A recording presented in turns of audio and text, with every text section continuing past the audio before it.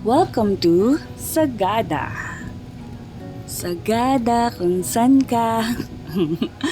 Sobrang ganda ng lugar na to. And for today's video, pupunta tayo ng Sumaging Cave. Dito sa Sumaging Cave is where you can experience spelunking and cave adventure. Bago ka pumasok dito, dapat physically fit ka.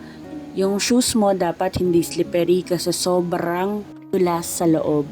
And also, if meron kang flashlight, much better. And also, wear comfortable clothes.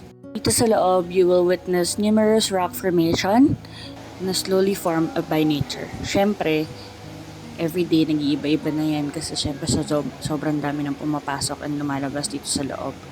Sabi nga nila kung anong dinala mo papasok, yun din ang dadalhin mo lang palabas. And always respect nature. Sumaging Cave is one of the biggest one in Sagada. May mga bats din sa loob. Siyempre, cave siya. Meron ng mga individual made na staircase ng Sumaging Cave kasi siyempre, ginawa nga siyang tourist spot para rin makapasok yung mga tao.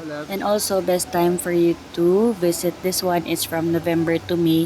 We're in dry season kasi kapag maulan, medyo dangerous na siya.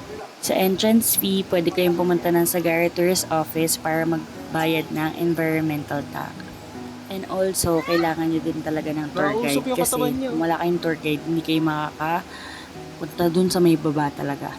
Kailangan mo lang talaga dito yung tatag ng loob at matinding grip sa mga bato. Kasi kung hindi, madudulas ka talaga. Kaya ayun. Pero sobrang nag-enjoy ako sa trip nito. Thank you very much. Have a great day. Thanks for watching. Better experience it for yourself. Sobrang ganda ng Sumaging Cave. One for the books.